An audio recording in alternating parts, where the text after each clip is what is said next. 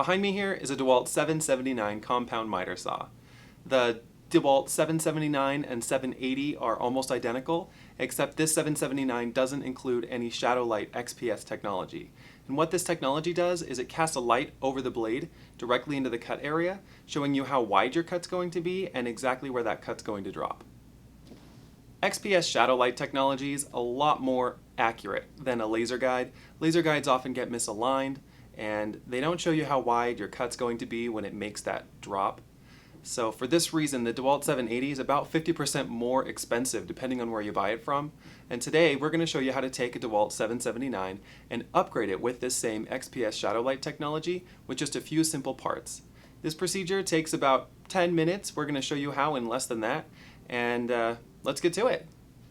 One thing to note is that not all DeWalt miter saws are upgradable with this XPS light technology.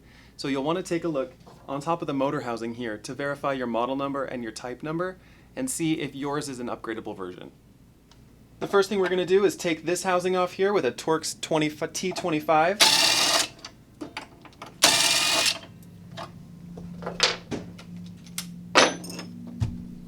And switch to a T20 to get the wire cover off.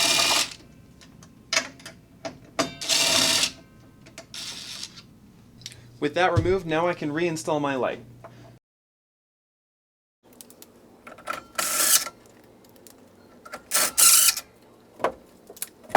Tuck this wire in and reinstall our plastic wire cover.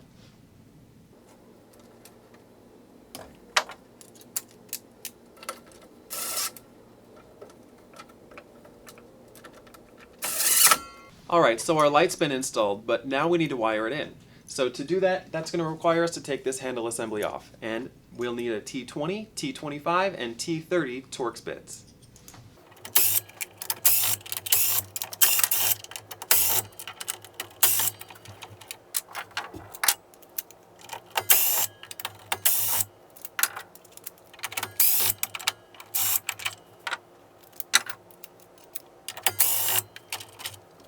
With the handle assembly removed, now it's time to grab our switch. This is what you'll be using to turn the light on and off, and it's what we need to wire in. To make this part even simpler, mmToolParts.com includes a wiring harness with every light upgrade kit that we sell. You can also make your own at home or just use electrical tape, and this part won't be too tricky if you just follow along with me. To power the switch, we're just going to run white to white and black to black. So we'll start by pulling up our white wires here and pulling apart this male-female connector. Then we'll cut off this female connector so we can run both white wires into a new one.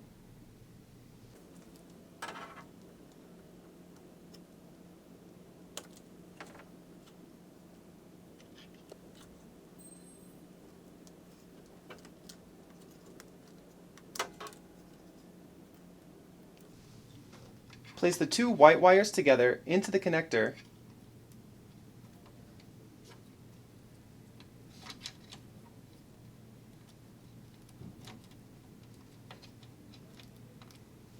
and crimp them down.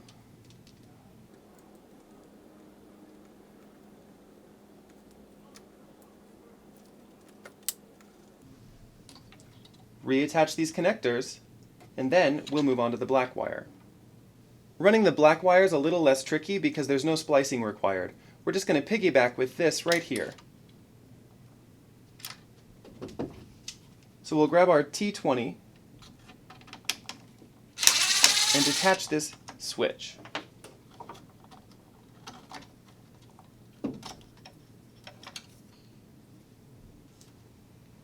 To piggyback our black wire, you can pull off either one of these here using a T15 Torx bit,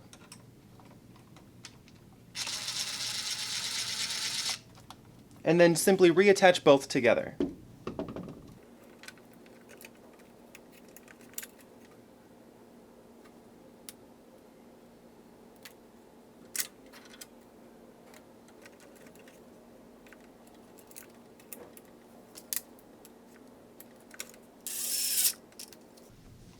Now that we're all wired in, we need to change this handle assembly out so that we can attach our switch.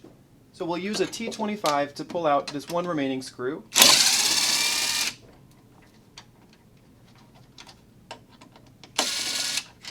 And then pull off all the wiring.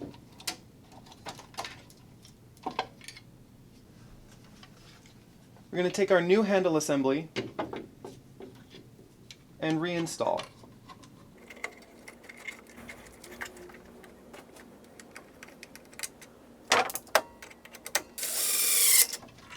You want to make sure that the wires get put back in firmly and tight so that when you put the handle assembly back together, it all fits correctly.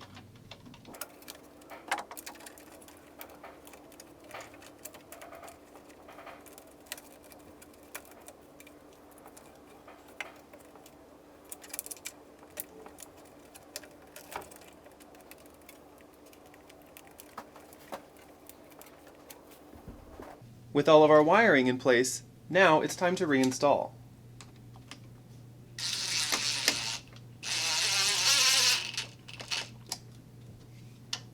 Grab your switch and simply just plug together with our wiring harness here and then the wire coming from our light going in underneath.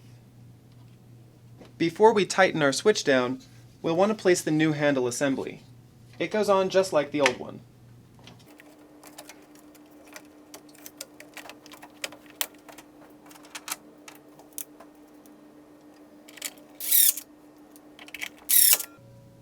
Using our T20s for the front,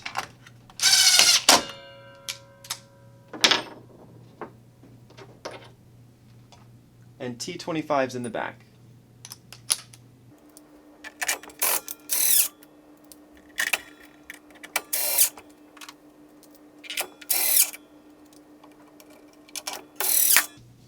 Then we can place our switch.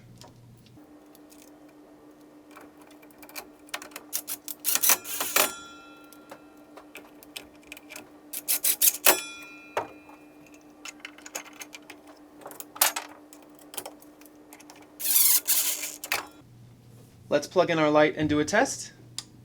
It's working! Now you can see. The XPS light's projecting LED light along both sides of the blade, forming a shadow at the cut area. As the saw blade is lowered, the shadow sharpens, darkens, and closely matches the thickness of the saw blade, delivering precise accuracy on every cut. If you already have your parts, then you're halfway there. If you need any of the parts we use in this video, they can be purchased separately or together in a kit from our website at mmToolParts.com. We stock thousands of parts to repair and upgrade your current machinery. Just look for the links in the description below this video. For more information on how this saw is assembled, we post the full part schematic on our website. You can access this also from the links in the description below. Thanks for watching. If you found this video helpful, leave a comment or a question. And don't forget to subscribe to our YouTube channel, where we have hundreds of videos just like this one. See you next time.